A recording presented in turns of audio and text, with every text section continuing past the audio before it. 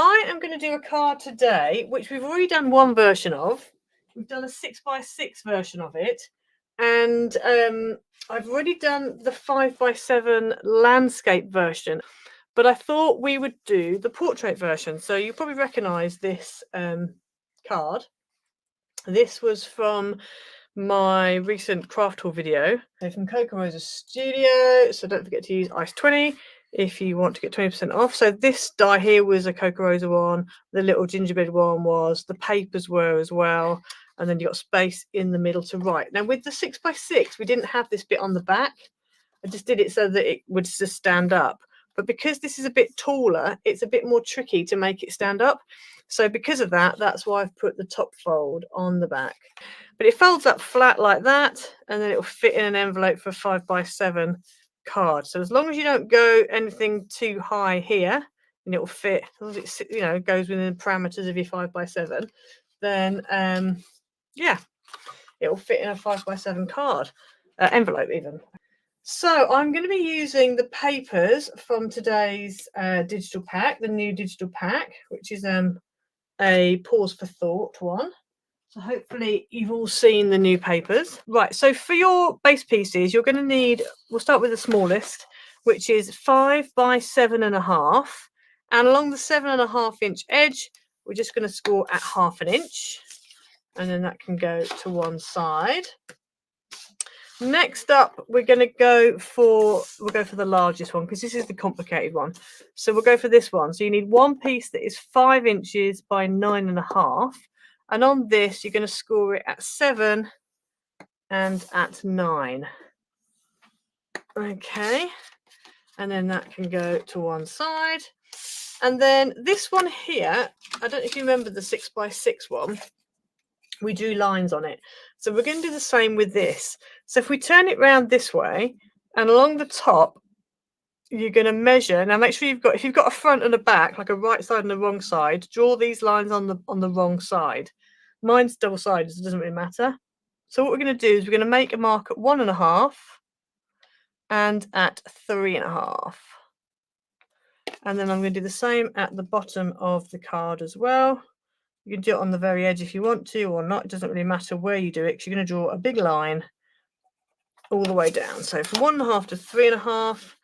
And then you just want to line up your marks and draw a pencil line. And this will help you later.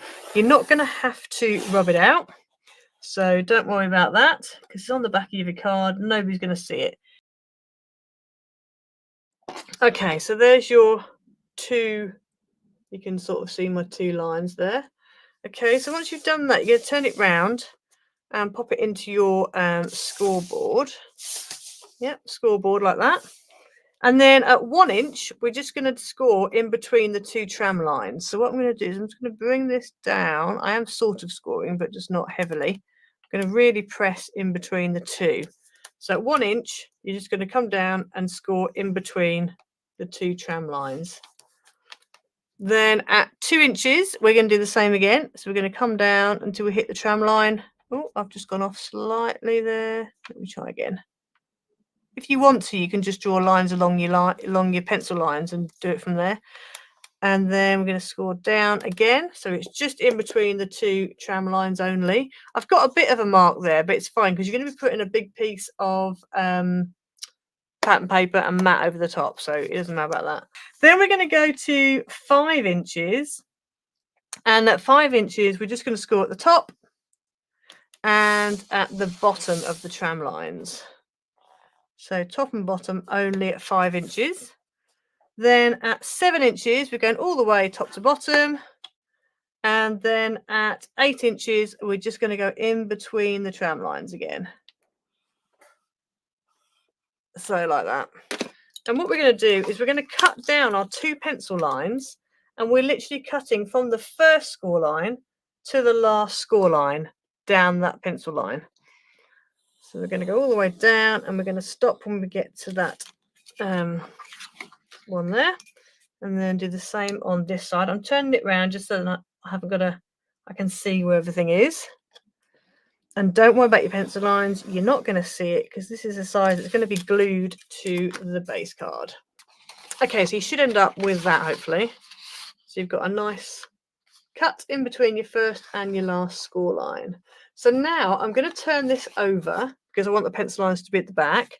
I'm going to make sure that where I've got my longest strip, that's at the top, and that my other sections that are equal are at the bottom. Okay, so that's the way up you want it to be. And then we are going to go valley, mountain, valley, mountain down the middle.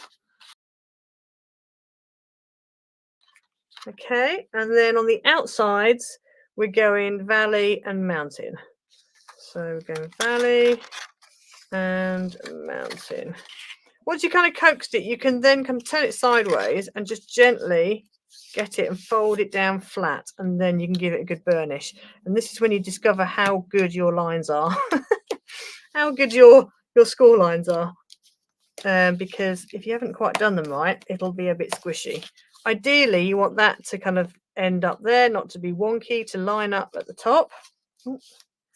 And you want, if I turn this over, this to all line up at the bottom. Now that's turned out way better than any of my other cards I've done. That worked out very well. So then you end up with that. And if you wanted to, you could miss out the mat and just go straight for pattern as well, because it's got quite a lot going on, so you don't necessarily have to have the mat. I would advise going for a decent weight of card. It just makes it a bit easier for it to stand up. So this one's actually about, I would say it's about it's over 300. This is, I think it's like a Centura pearl. Right, so then what we want to do, if we bring this one back in again, this one is basically a mountain and a mountain fold. And then what we are going to do, so literally the way we're putting this together is exactly the same as what we did for the 6x6. So you end up with that. So actually you turn them around so you've got valleys. Right, so when we did the 6x6, we went ahead and we stuck that onto there. But before we do that, what I want to do is take this piece, fold along the tab like this. Oh, hello. Fold along the tab. And then on the inside, so that tab's going to be like that. On the inside here is where we need to stick our white piece. So you'll need a, well, you can either go straight in with the white or you can mat and then do a white piece. I forgot my mat because my mat is actually white. So your mat would need to be 4 3/4 by 6 3/4, and your white card would be 4.5 by 6.5. So I'm just going to go ahead and stick this straight in now.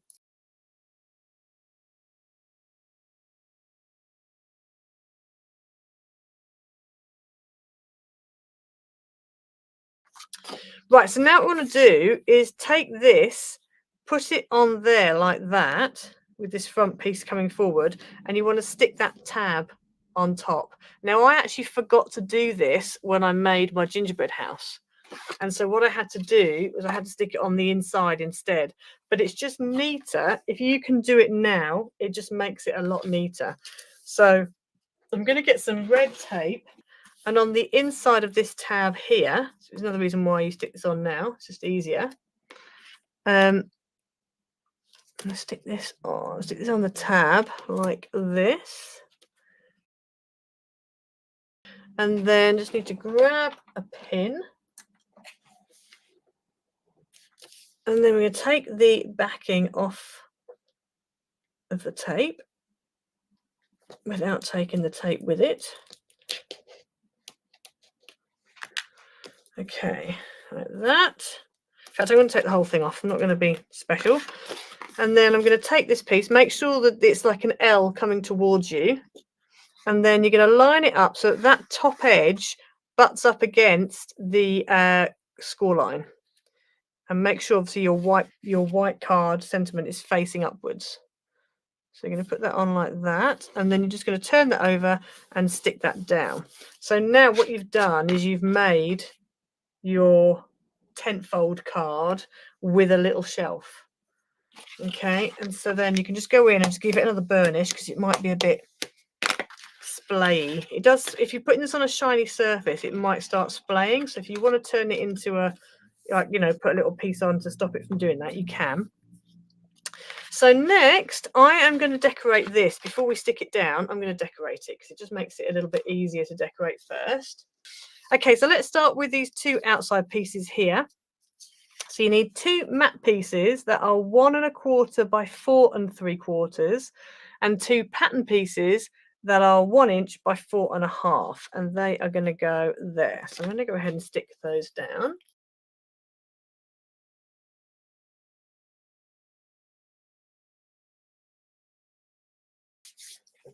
Then we're going to need 4 in total. That 4 matte pieces that are 1 1/4 by 1 3/4, and 4 pattern pieces. I've done 2 of one pattern, 2 of another pattern, and they are 1 inch by 1 1/2, and they're going to go on the top there and on the front here. So I'm going to go ahead and stick those down.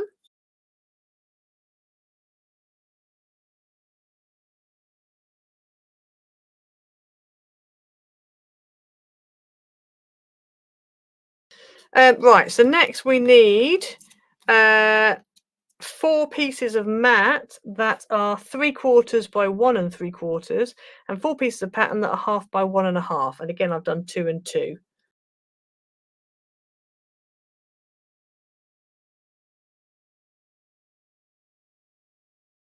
Right, okay, and then for the middle bit here, you need a piece of a mat that is 1 3/4 by 4 3/4, and a piece of pattern that's 1 1/2 by 4 1/2. And that's just going to go in that center section there. Right, so I'm going to bring this back in again. And so now what we're going to do is turn this over, and on the back here, I'm going to put glue all the way over this N section. So it looks like an N, this bridge section. And then we're going to turn it over and making sure that's that way up.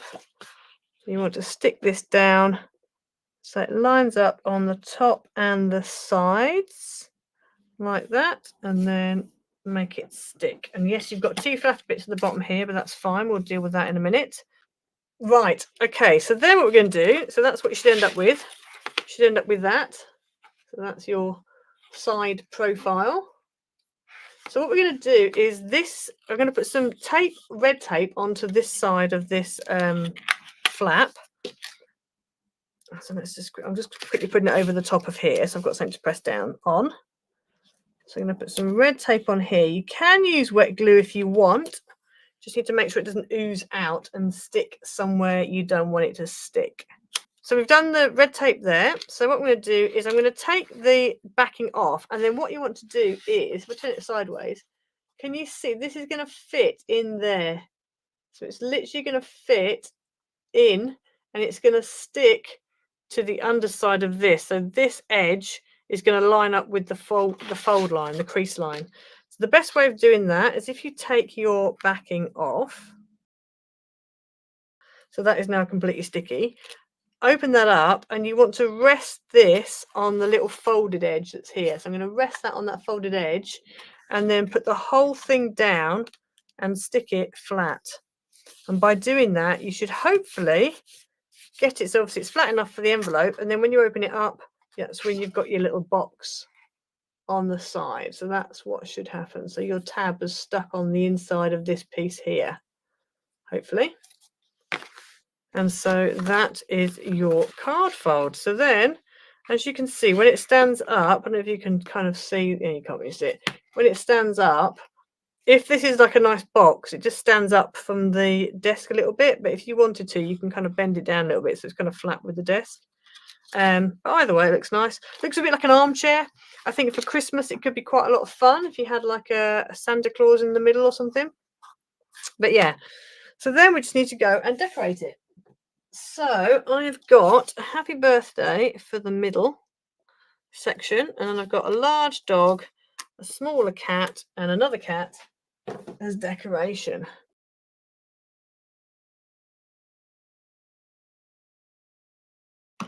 Right, so there you go. So there's your finished card. So there's your side profile. Obviously got a lot of space inside to write. I quite like having space inside to write. I'm not a big fan of writing on the back of cards. You'd never know the amount of cards I put white card on the back of. But anyway, yeah, but I quite like that. It's quite nice. And I like the little dog because he kind of jumps out. I didn't want to add too much more.